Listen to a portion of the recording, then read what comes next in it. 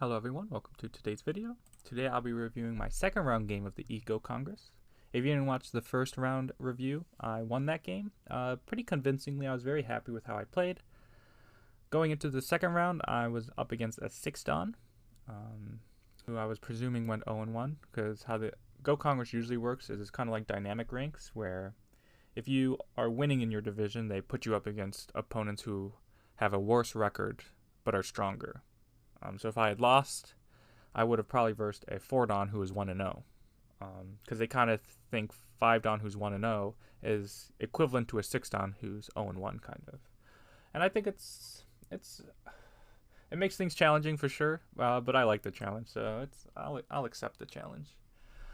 And so yeah, let's get into it. I was black in this game. Again, normal opening. Pincer, take the corner. Just very simple. No need to do anything else. You could ignore as well, but in this case, I just take the corner. And I do something I like to do.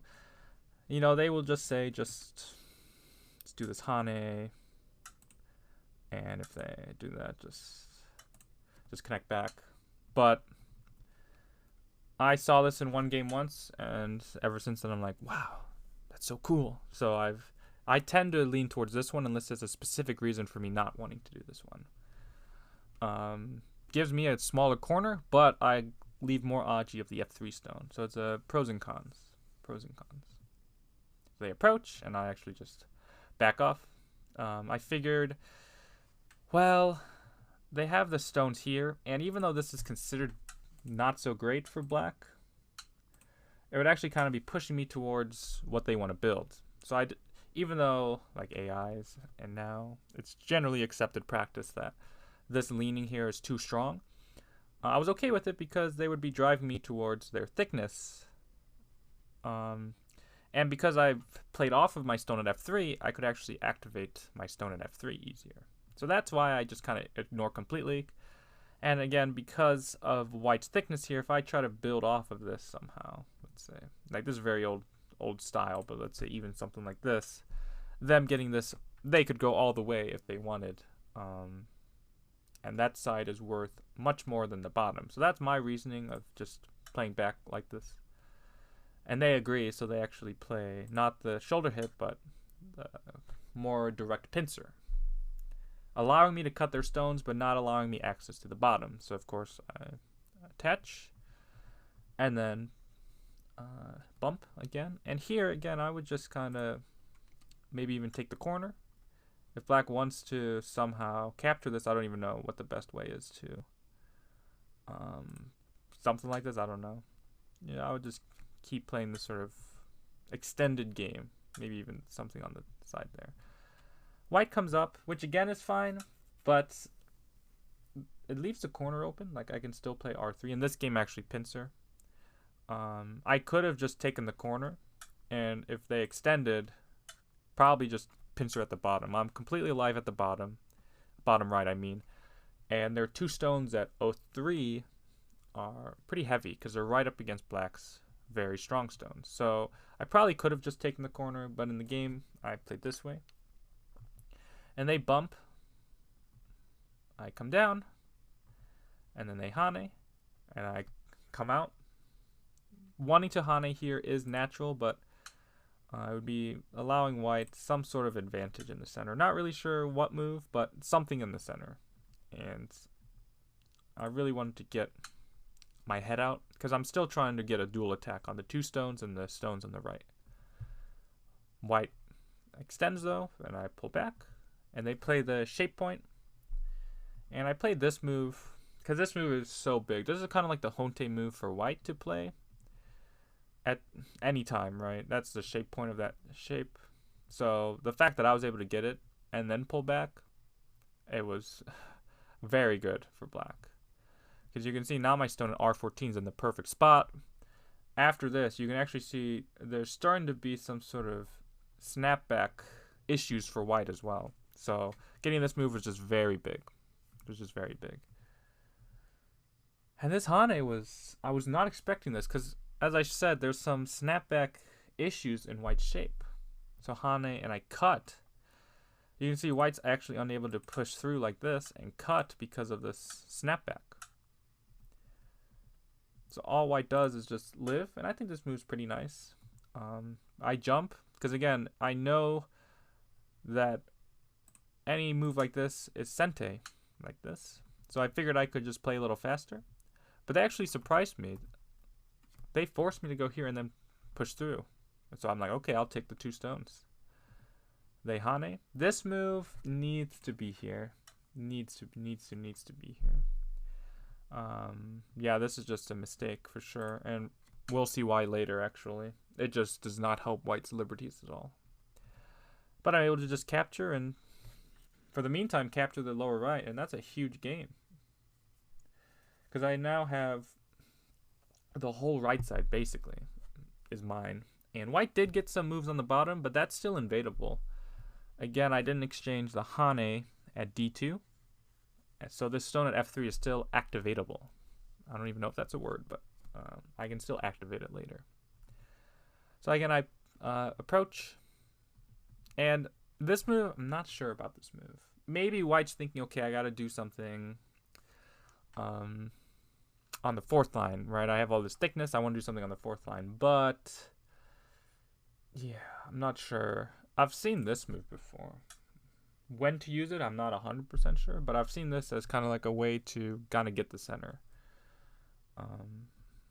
Maybe that move's just crazy. But I saw it in a recent game. It was actually the In Cup, if anybody's been watching the In Cup. Ichiriki Ro versus Tao Jinran. Ichiriki played this move. And I thought that was very nice. I thought it was a very nice move. At least a new idea, right? And that's what I love about Go, is new ideas. So I think white just needs to be more forceful, I guess. You know, try to do some shoulder hits. Try to make this sort of exchange and try to build the center somehow. Like this, when you play just moves like this, it allows black complete control of what to do next. Yeah, so I'm able to approach. They pincer, and again, following suit. I just take the corner, no reason to just jump, because again, white's playing a very moil heavy style, so white has a lot of center stones, at least more than black. So I don't want to run into white's thickness or into white stones, so I just take the corner, and in this case I do actually hane here and then jump. And they extend, again, not really following their overall game plan of they want the center. Like, I would just expect a move like this out in the center. Really try to build the center somehow. But playing here, especially when they play this move at c14, because when I come up, I'm putting more pressure on these 3 stones because they haven't actually protected the cut. Like, the honte move would be to do this. Leaves black more aji, but now white has no cuts. When I come up here, white's actually still completely fine. But by playing here, gives white better shape, but when I come up, white cannot be as aggressive. And white was very aggressive and cut directly. This just isn't good, because I can cut and then Atari like this. And they can save, but at this point, I come up here, you can see white shape is just destroyed, and if I can just capture the stone at h16, what was the point of cutting, right? And white would like to be able to pull back somehow, like this. And the ladder directly doesn't work. It actually does go to this stone, but black can play a very nice move of this cut, like this. And if white, you can see white's shape here, and this is why earlier white really needed to go here instead, at m7 as opposed to m8. Because this move just destroys white's shape. So for example, if white just connects here, this limits the amount of moves black gets in the area, but now this ladder I believe would work. Atari. Let's play this out.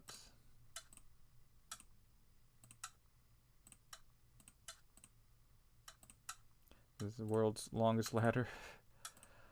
You can see at this point, when black Ataris this, you can see white's just captured. So that would not be good for white.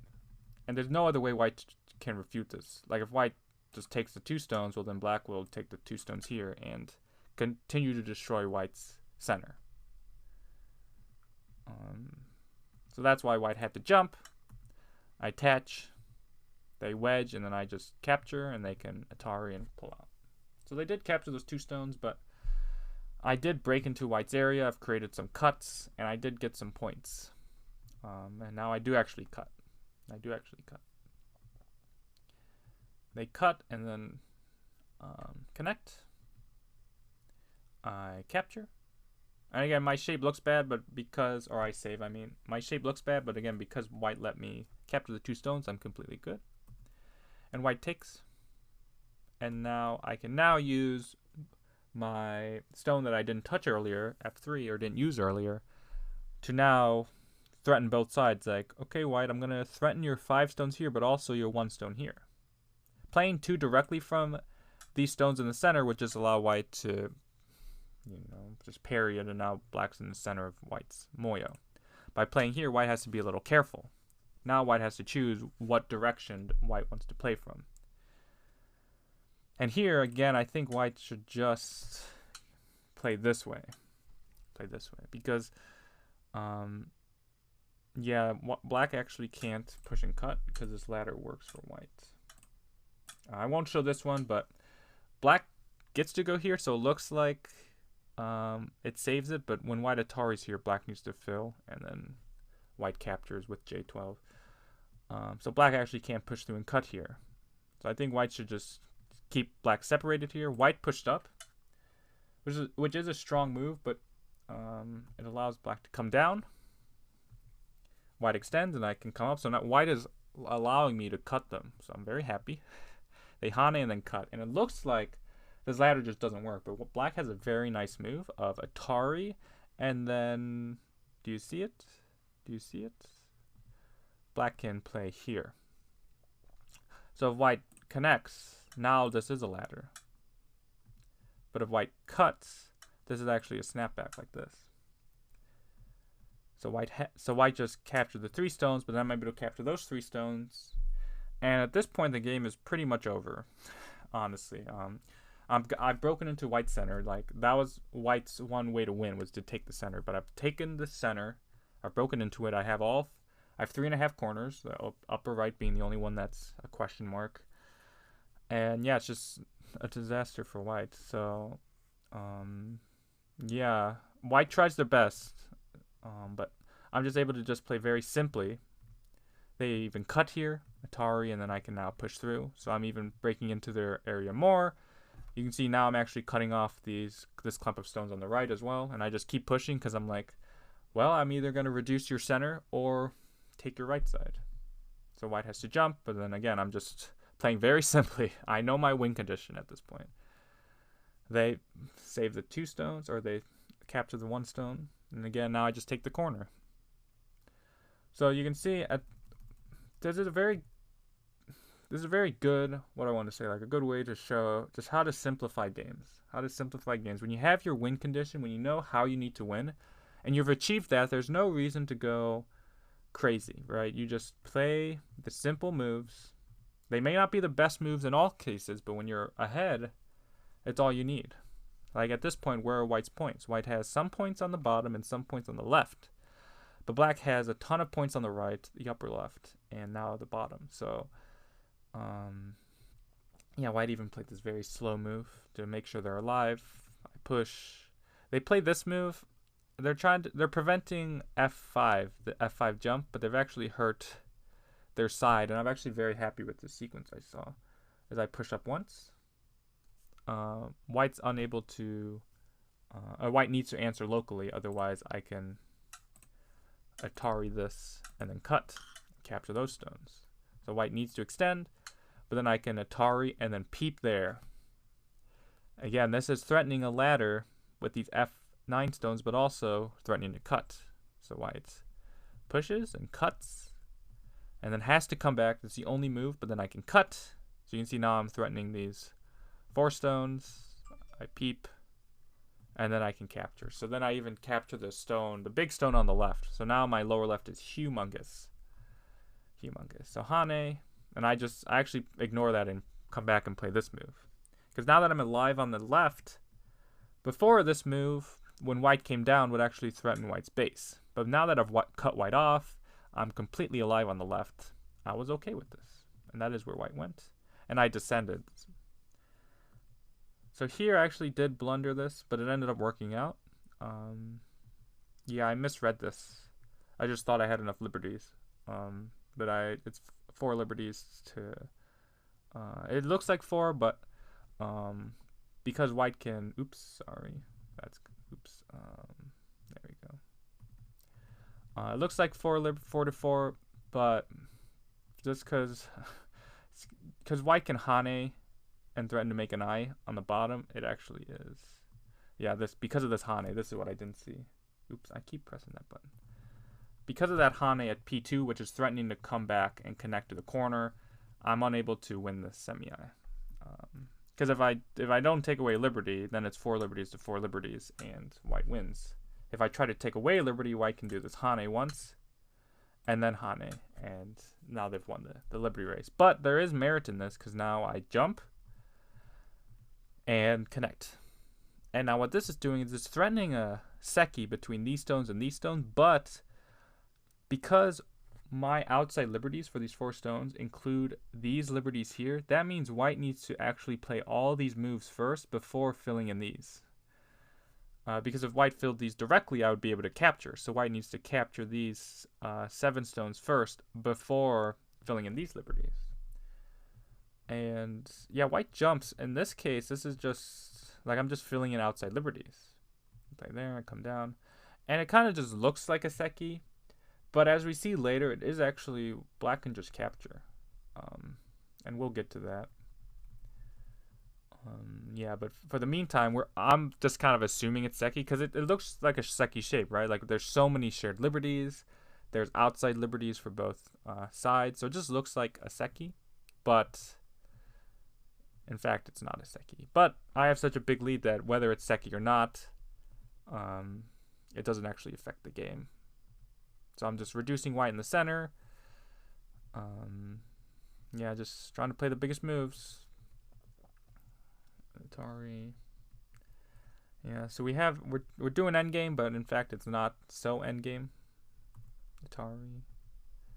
Connect back. They have to connect back there. I take and then play there, threatening the double Atari. So they take the ko. Hane, sure. And then they connect. And now I start playing in the lower side. Now I'm like, wait a second. That might not be Seki after all. Because again, you can now see what I mean. Like if white tries to take these outside liberties, you can see white's unable to play this final move until white has taken out the black stones. White will never be able to play G2 because it's self-Atari. So I'm just take. And they actually descend down, which I'm like, well, sure, you can connect the 1 stone there, but in fact, it is not Seki. Because, again, it looks like there's a bunch of shared liberties, but because of this last one, white cannot fill in. In this case, black actually just wins, but yeah. So white was behind 2 liberties. White could have made it a ko, I'm pretty sure, by going here at least. Yes, it would at least be a ko, but it would again be a 3-step ko at this point, I believe. But regardless, what that means is I could have just answered, but I was like, well, what's bigger, 1 stone in the corner, or that lower left? So I just decided to just take the stone. So they get a connect, but it's not that big. They even cut here, which isn't that big either. So now it's just, now it's really just the end of the game. There's nothing else to see. And white actually does play it out to the end, which I was a little confused about. Especially for a 6-on. I would think it would be pretty, you'd be able to see how far the game is. But that's fine. It was black by like 43.5 points, I believe. So again, I was very happy with how I played. I was playing pretty strongly, I feel. But on the flip side, it definitely felt like white made some very obvious blunders really early on, which set me up to just kind of sort of victory. Yeah, but that was my second round game. Yeah. If you have any questions about this game, please let me know in the comments. And I'll see you on the next video. Look forward to round 3.